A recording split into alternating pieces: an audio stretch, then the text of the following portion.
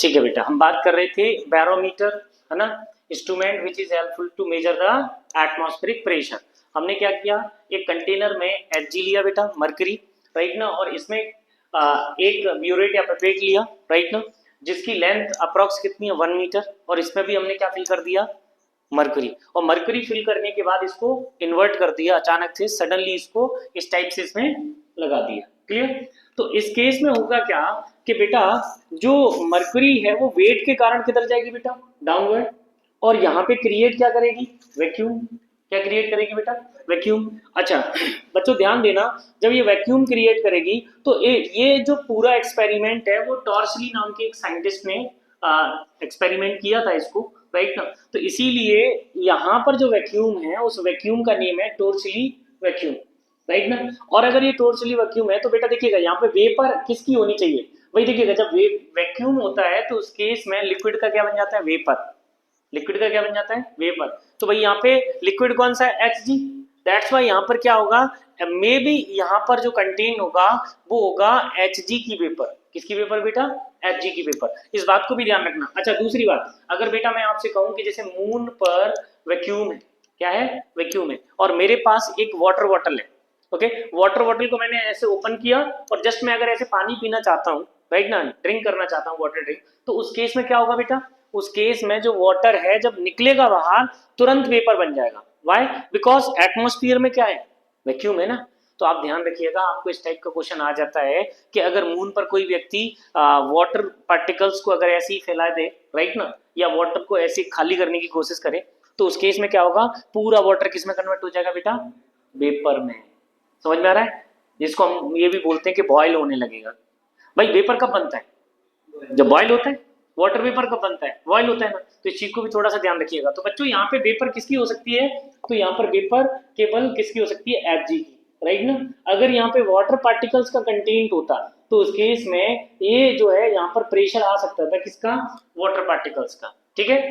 अच्छा अब बच्चों थोड़ा सा ध्यान दीजिएगा कि हमने कहा कि सर इस पॉइंट पर प्रेशर, राइट ना, किसके इक्वल होगा भाई, ये यहाँ पे जो प्रेशर होगा, और यहाँ पे प्रेशर क्या है, वैक्यूम है, और वैक्यूम के केस में प्रेशर क्या होता है, जीरो। वैक्यूम के केस में प्रेशर क्या होता है, जीरो। अच्छा यहाँ पे प्रेशर क्या होगा सर, तो भाई ये जो वाटर कॉलम है इसका जो प्रेशर होगा वही प्रेशर यहाँ होना चाहिए कि नहीं, क्लियर है। और यहाँ पे प्रेशर क्या होगा सर, तो हम कहेंगे जो एटमॉस्फेरिक प्रेशर है उसके इक्वल होगा। तो बच्चों एक बात बताइएगा मुझे, अगर मैं यहाँ पर एक इक्वेशन लिखना चाहूँ प्रेशर की, pressure at B is equal to क्या हो सकता है, pressure at A plus rho g h. H क्या है भाई, जब मैंने इसको ऐसे इन्वर्ट कर दिया, उस केस में इन्वर्टेड करने के बाद ये जो लिक्विड है एक स्टेबल कंडीशन को गेन करता है, और जिस हाइट पर ये स्टेबल कंडीशन को गेन करता है, राइट ना, वही हाइट यहाँ पे क्या है बेटा, एच है। ठीक है, तो ये मरकरी कॉलम की हाइट कितनी है यहाँ पे, एच। क्लियर। अब बच्चों एक बात बताओ, यहाँ पर वैक्यूम होने की वजह से ए पर प्रेशर कितना, जीरो। सो भाई ए पर प्रेशर कितना, zero. That's why PV is equal to कितना, रो जी एच। ये बात आपको समझ में आ रही है कि नहीं, राइट। और एच क्या है, height of h g. Clear. तो बच्चे मैं आगे क्या लिख सकता हूं कि P V is equal to rho g h. Clear. ये भी एच जी और डेंसिटी भी किसकी होगी बेटा, एच जी की।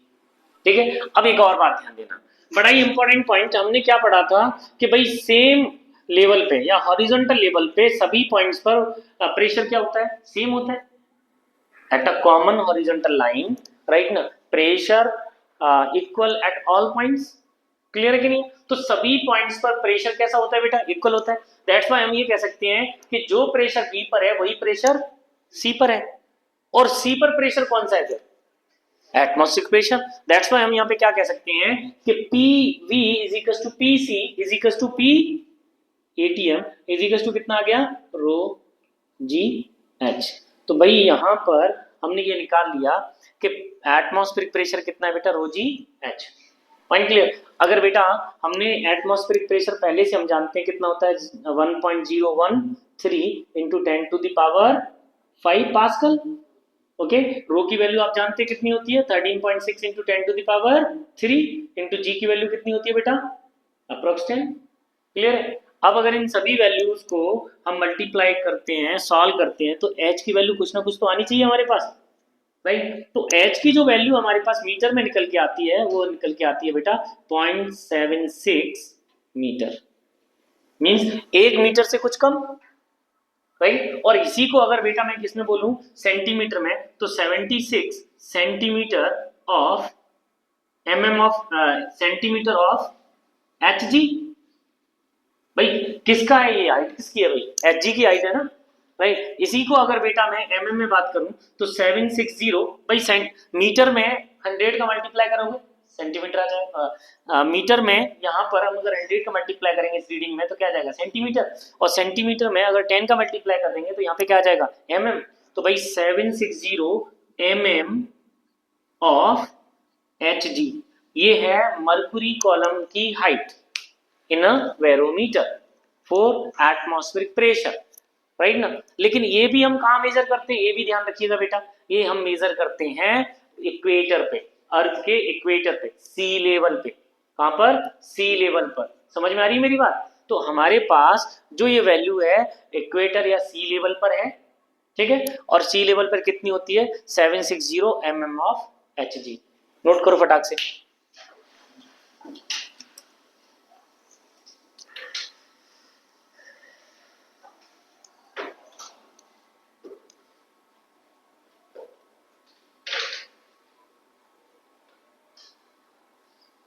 अब इससे रिलेटेड कुछ कंडीशंस है ना, उनको भी हम देखेंगे।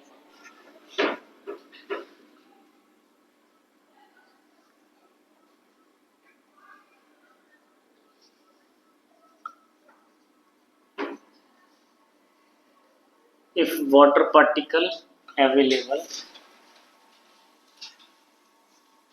then PATM, if what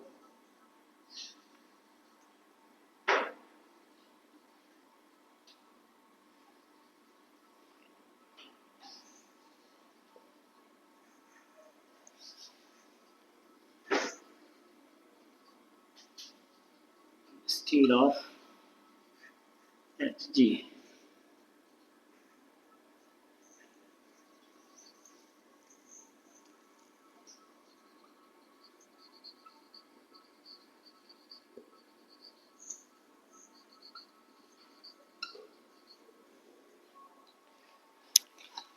चलेगा। यहां तक आ गए क्या?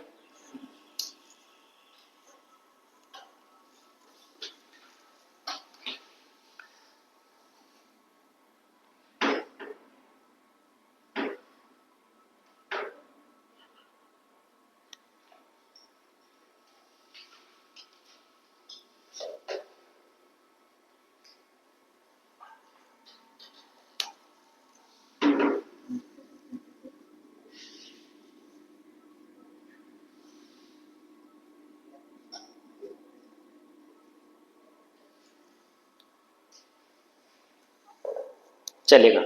देखो बेटा हो गया यहाँ पे?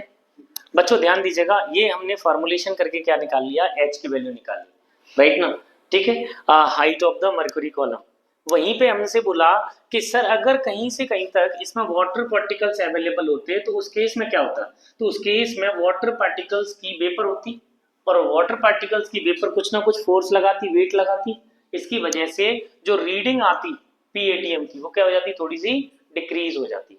पॉइंट समझ में आ रहा है? तो यहाँ पे क्या होता, if water particle available the PATM, है ना, या रीडिंग ऑफ पीएटीएम, रीडिंग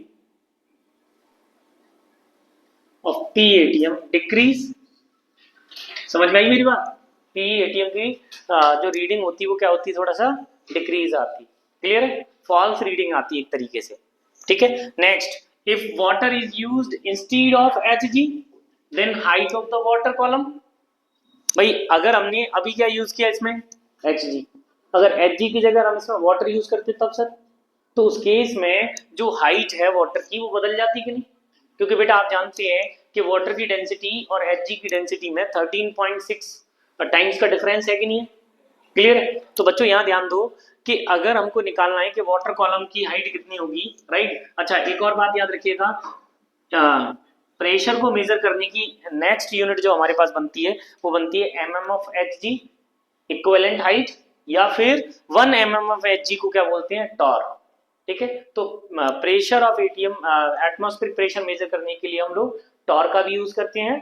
ठीक है, और बेटा mm ऑफ hg का भी यूज करते हैं, पास्कल भी यूज करते हैं, न्यूटन पर मीटर स्क्वायर। क्लियर।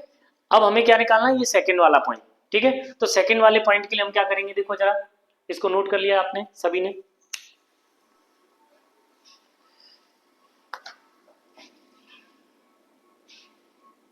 देखिए सेकंड पॉइंट के लिए बेटा हमने क्या किया कि जो हमारे पास फॉर्मुलेशन है उसमें पीएटीएम तो उतना ही रहेगा जितना है इनिशियली, लेकिन एचजी की जगह हम क्या यूज कर रहे हैं, वाटर, और यहाँ पे भी क्या आ जाएगा, वाटर।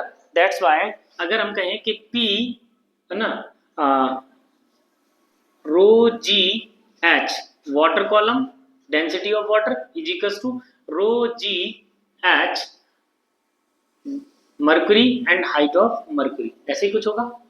क्लियर है। अगर बेटा हम इन दोनों को सॉल्व करते हैं तो यहाँ से क्या निकाल सकते हैं, प्रॉपर हाइट निकाल सकते हैं। तो बताइएगा वाटर का कितना होता है डेंसिटी 10⁻³ बेटा, ये जी है, दोनों साइड कॉमन है, एक ही प्लेनेट पर बात कर रहे हैं। ऐसा ना हो कि अर्थ पर मेजर कर रहे हैं फिर हम मून पर मेजर करें तो वहां पे जी चेंज हो जाता है। समझ में आ रही है बात, तो जी चेंज नहीं होना चाहिए। तो बच्चे यहाँ पर क्या आ जाएगा, h water is equals to, यहाँ पे ये कितना है भाई 13.6 इंटू 10⁻³ इंटू एच जी कितना था मेरे पास 0.76 मीटर। सभी वैल्यूज किस में रखी हैं, एसआई यूनिट में। और अगर सभी वैल्यूज एसआई यूनिट में रखी हैं तो बेटा इसको कट करने के बाद मेरे पास क्या मिल गया, height of water column 13.6 into 0.76।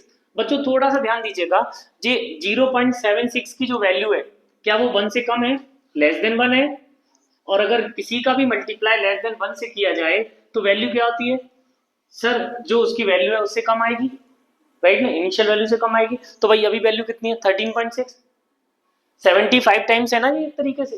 तो 13.6 को अगर हम 75 टाइम्स करेंगे या मल्टीप्लाई करते हैं तो हमारे पास ये वैल्यू आती है 10.33 मीटर अप्रोक्स।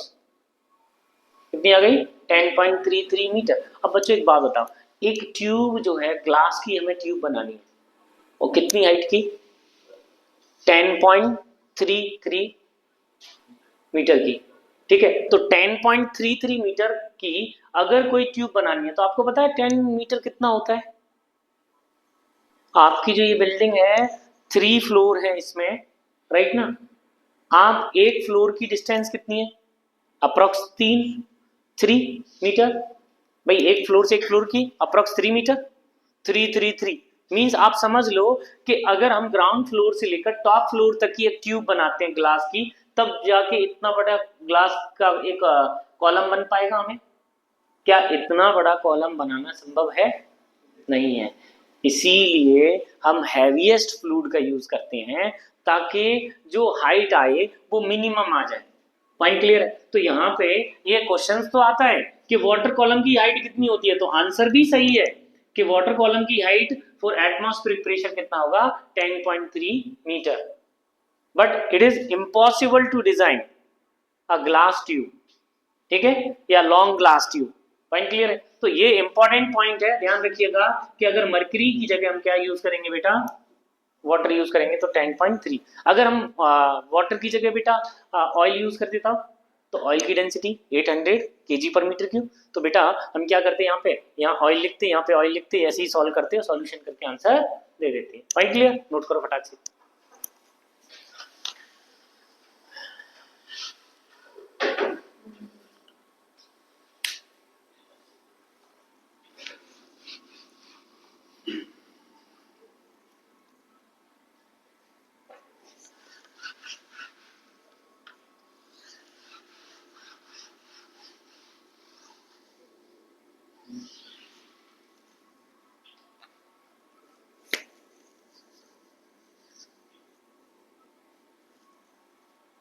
इसको बेटा इक्विवेलेंट हाइट है ना बोला जाता है, या प्रेशर हेड बोला जाता है। जो हाइट हमने निकाली है उसको हम प्रेशर हेड बोलते हैं बेटा, है ना। इसको बोला जाता है प्रेशर हेड या इक्विवेलेंट हाइट।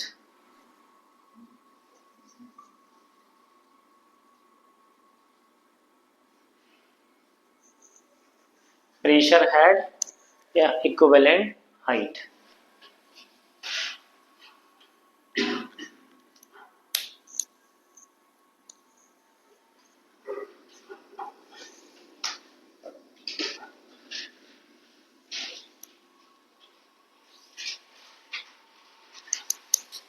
चलो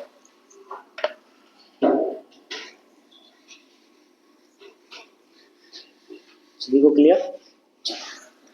अब देखिएगा ये बैरोमीटर जो है बड़ी काम की चीज है बेटा, राइट ना। ये सब कुछ बताता है आपको, एनवायरनमेंट, मौसम, राइट ना। जो भाई आपने देखा होगा कई बार रेन का प्रेडिक्शन किया जाता है कि भाई may be rain, it may be rain, right ना। सो वो प्रेडिक्शन यहीं से भी किया जा सकता है।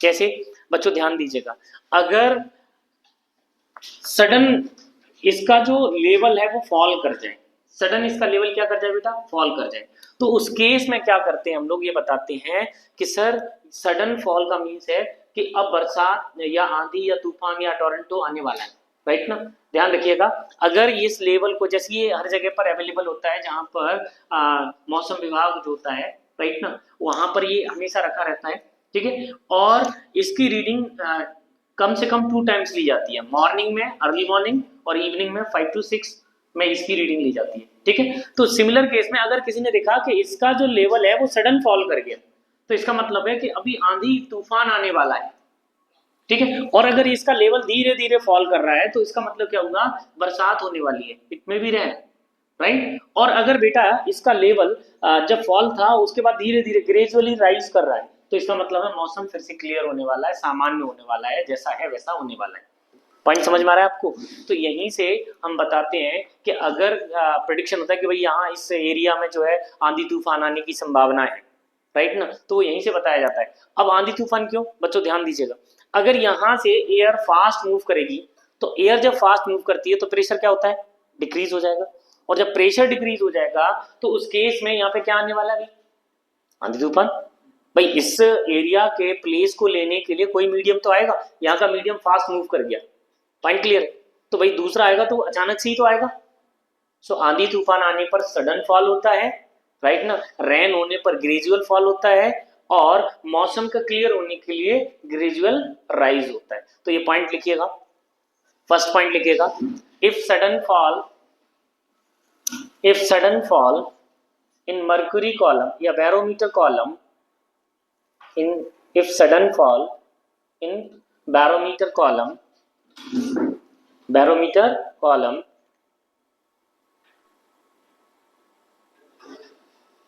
है ना, it indicate the tornado, right ना, टोरंटो, है ना, और air wind, high speed air wind, है ना, high speed wind, clear. Second लिखो, if gradual fall in barometer column,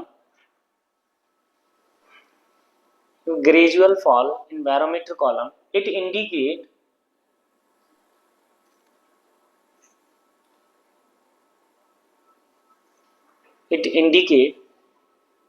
the rain,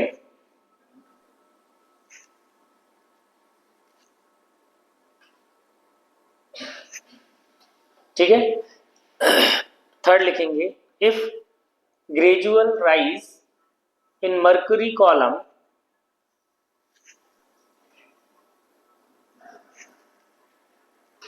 it indicates the clear environment or stable environment condition, मौसम साफ होना,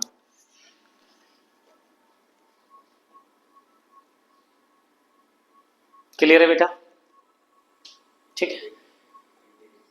इंडिकेट द क्लियर इन्वायरमेंट ना, और common environment condition, stable condition, ठीक है, चलेगा। भाई ये था आपका barometer which is useful to measure the atmospheric pressure. ठीक है बच्चों, आगे चलते हैं।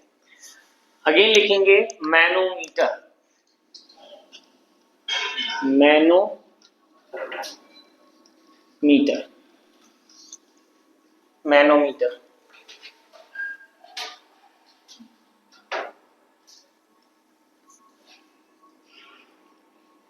फर्स्ट वन लिखे सिंपल मैनोमीटर।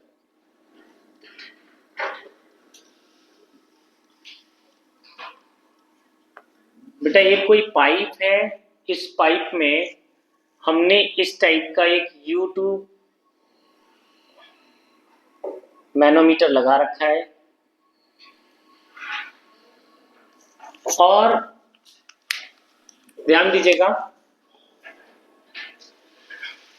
जब बच्चे हम क्या करते हैं, इसमें हम एक हैवी फ्लूइड को फिल कर देते हैं, just like a heavy fluid. कौन सा है बेटा हमारे पास?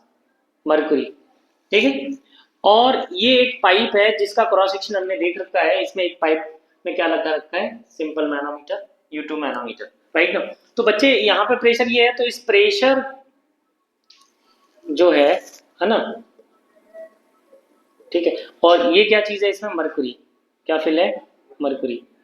सो भाई प्रेशर के कारण मरकरी का लेवल जो है, ये राइट लिम्ब में क्या होगा? थोड़ा सा अप हो जाएगा, और लेफ्ट लिम्ब में क्या होगा? थोड़ा सा कंप्रेस हो जाएगा, ठीक है, या डिप्रेस हो जाएगा। तो बच्चे ध्यान देना कि there is a two limbs, एक राइट लिम्ब और एक लेफ्ट लिम्ब। तो भाई इसको बोलेंगे राइट लिम्ब। ठीक है, तो भाई इसमें क्या हुआ कि जब प्रेशर नहीं था तो उस केस में जो कॉलम है मरकरी के, वो दोनों का कॉमन लेवल सेम होगा, लेकिन प्रेशर होने की वजह से क्या है, ये इसका ये लेवल क्या हो गया? थोड़ा सा डिप्रेस हो गया और ये राइज हो गया। ठीक है, पॉइंट क्लियर। तो अब बच्चों एक बात बताओ, अगर मैं ये कह रहा हूं कि भाई इधर का जो लिक्विड है और इधर का जो लिक्विड है वो एक दूसरे के प्रेशर को क्या करेगा बेटा? कैंसिल आउट कर देगा, राइट। तो हम क्या कह सकते हैं कि सर इस लेवल पे क्या लिया जा सकता है? इस लेवल पे इक्विलिब्रियम ले सकते हैं, है ना। क्या ले सकते हैं? इक्विलिब्रियम। सो ये इक्विलिब्रियम लेवल है। तो भाई एट इक्विलिब्रियम, इक्विलिब्रियम प्रेशर इस साइड में कितना है? पीए प्लस पीए, यही है ना, पॉइंट क्लियर। तो पीए है सिंपल, समझ में आ रहा था। अगर बेटा एक बात और ध्यान दीजिएगा कि यहाँ पे प्रेशर पीए है, ठीक है, तो ये जितना फॉल किया है उसको भी हमको ऐड करना पड़ेगा अगर ये कोई लिक्विड है तो। ठीक है, तो भाई हम एक काम करते हैं कि इस लिक्विड का जो हाइट है ये मान लेते हैं H1, और इधर मान लेते हैं इसकी हाइट H2। क्लियर। सो इस हाइट के लिक्विड का जो प्रेशर होगा वो होगा रो जी H1, और यहाँ पर जो फ्लूइड है, राइट ना, वो आ जाएगा रो। दूसरा पॉइंट इधर क्या आएगा बेटा? इधर देखिएगा, इधर जो आएगा वो रो एच जी, है ना, रो एच जी इंटू जी इंटू H2 आएगा। ये बात क्लियर हो रही है कि नहीं? ध्यान से देख लीजिएगा, इस लेवल पे हमने क्या किया सर? इक्विलिब्रियम पोजीशन लेके आए। तो ये प्रेशर इसका प्लस इस लिक्विड कॉलम की हाइट का प्रेशर इस लेवल पे इज इक्वल्स टू अकेला इस लिक्विड की हाइट का ही प्रेशर होगा ना। तो ये टोटल प्रेशर को ये अकेला कॉलम जो है बैलेंस करेगा कि नहीं, क्योंकि हैवी है। ठीक है, तो इस हैवी के लिए हमने क्या किया, यहाँ पे इक्वेशन बनाई P A plus rho g H1 is equals to rho g H2, इधर भी 2, और ये क्या चीज है रास्ता में हमने क्या डाल रखा है इसमें? मरकुरी। पॉइंट क्लियर है? नोट करने फटाक से।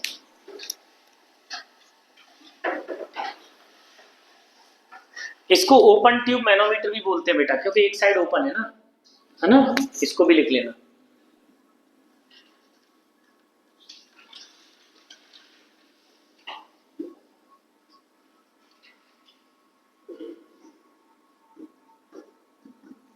Open tube manometer.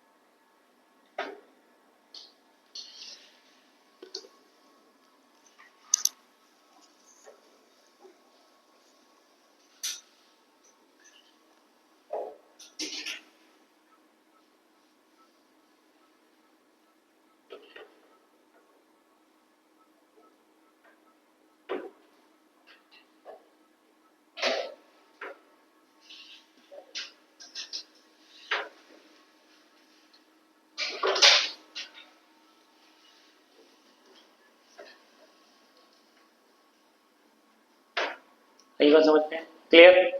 अब बच्चों थोड़ा सा ध्यान देना, अगर ये ओपन ट्यूब है तो ओपन ट्यूब में ऊपर से एटमॉस्फेरिक प्रेशर का कुछ अफेक्ट तो आएगा।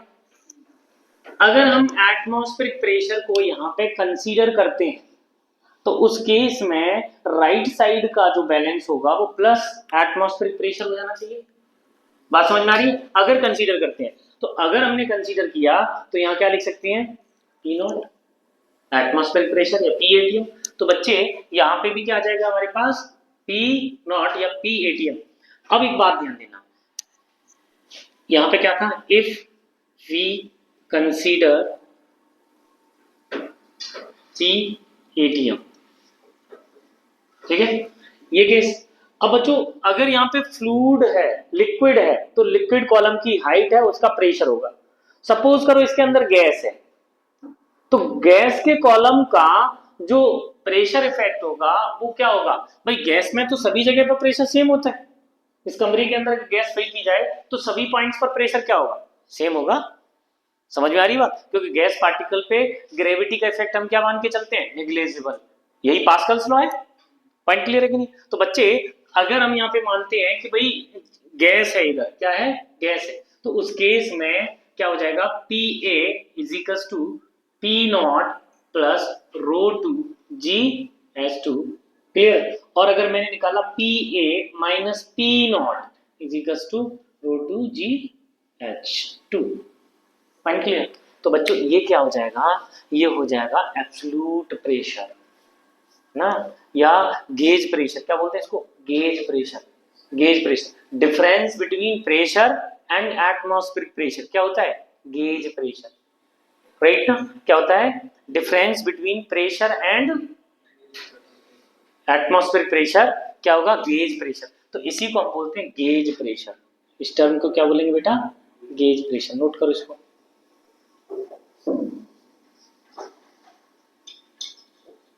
है ना। For gas rho one G1 H1 equals to 0। भाई गैस के लिए तो कंसीडर किया है ना हमने, ऐसा करो नोट फटाक से।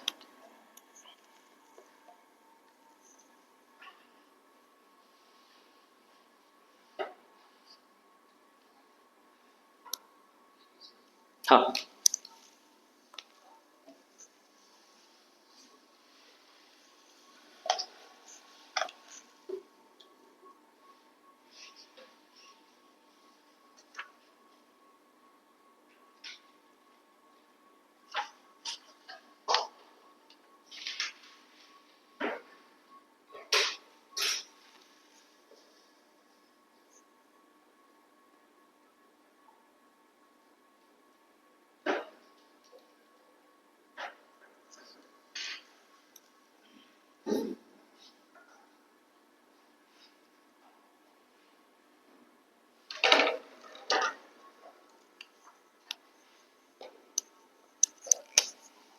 ये भी मेंशन कीजिएगा बेटा, इसमें Hg फिल है ना, हैवी फ्लूइड, हैवी लिक्विड, ठीक है। चलो यहां तक आगे सभी को क्लियर? अब बच्चों देखो ये था सिंपल मैनोमीटर। सपोज करो यहां पर U2 मैनोमीटर होता, राइट। हम वैसे ये ओपन है, राइट, लेकिन अगर सपोज करो हमें कहीं पे प्रेशर डिफरेंस चेक करना है ना, टू पाइप्स में क्या चेक करना है बेटा, प्रेशर डिफरेंस। क्लियर? तो प्रेशर डिफरेंस चेक करने के लिए हम क्या करते हैं कि जो ओपन वाली साइड है ना, इस साइड में भी हम क्या करते हैं, सेकंड पाइप को कनेक्ट कर देते हैं ऐसे। तो यहां का प्रेशर पी भी, राइट। अब बच्चों एक बात ध्यान देना, इस टाइप की सिचुएशन मेरे पास आ गई, ठीक है। ये प्रेशर डिफरेंस या U2 मैनोमीटर ना, U2 मैनोमीटर, ठीक है। अब ये दोनों पाइप में हम क्या निकालना चाहते हैं, प्रेशर डिफरेंस। तो देखिएगा कोई साइड ओपन नहीं है, कोई साइड जब ओपन नहीं है तो भाई हम यहाँ पे ये कह सकते हैं कि सर दोनों लिम्स में पाइप कनेक्टेड है, राइट। अब हमने देखा कि ये H1 है, ये P है, राइट, और ये इसका इक्विलिब्रियम लेवल है, और यहाँ पर मरकरी की हाइट कितनी है, H2, ठीक है। तो भाई इसकी भी तो कुछ हाइट है ना यहाँ पे, इसको मान लेते हैं H3, ठीक है।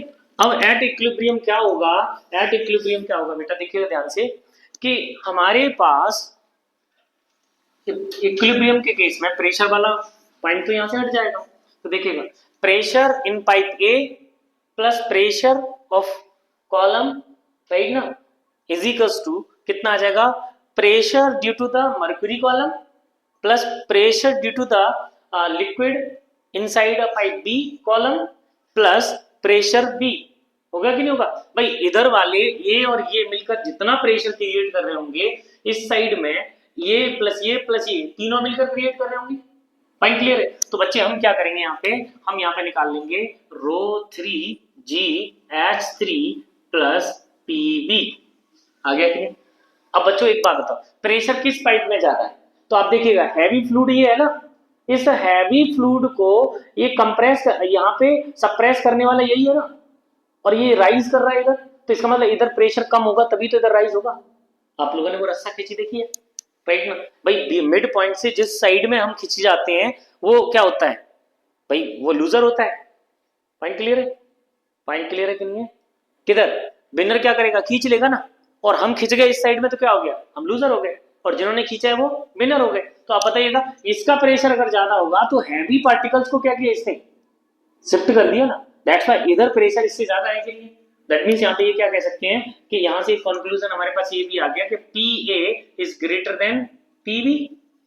तो बच्चे अगर मैं यहाँ पे प्रेशर डिफरेंस निकालना चाहता हूँ, PA minus PV is equal to rho 2GH2 plus rho 3GH3 minus rho 1GH1, यही आएगा कि नहीं, क्लियर है कि नहीं, नोट करो फटाक से। हाँ दोबारा से ड्रॉ करना पड़ेगा बेटा, फास्ट ड्रॉ करो जल्दी से।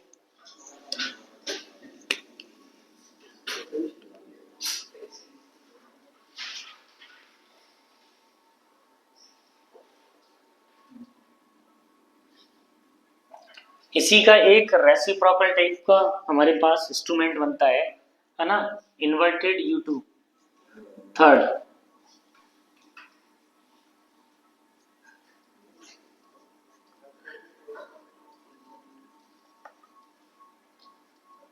मैनोमीटर।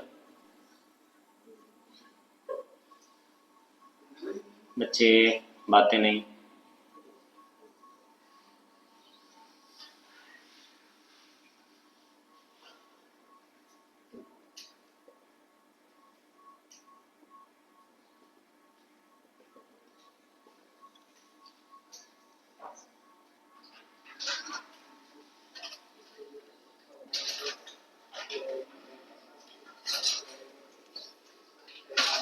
क्या हुआ, बना लिया, आगे समझ में।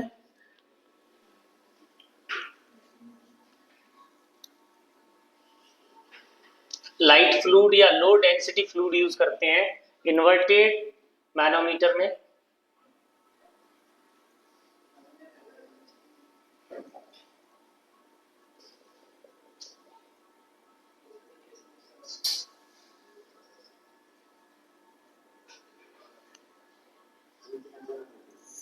देखो बेटा, जब यूट्यूब होगा तो हैवी फ्लूइड, और जब इन्वर्टेड होगा तो लाइट फ्लूइड, ठीक है।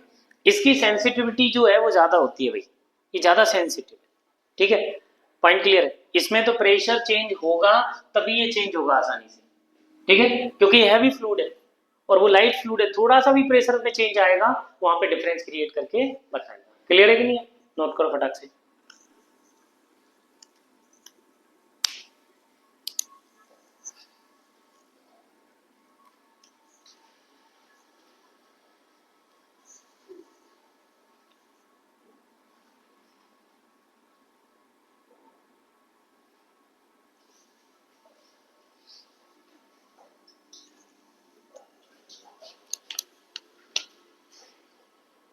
more sensitive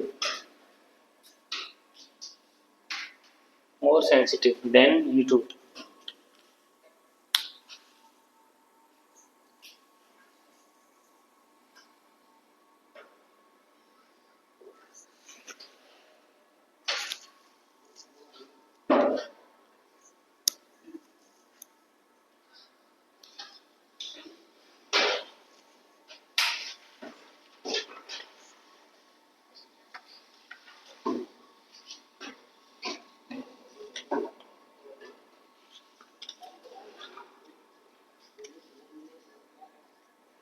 चलिए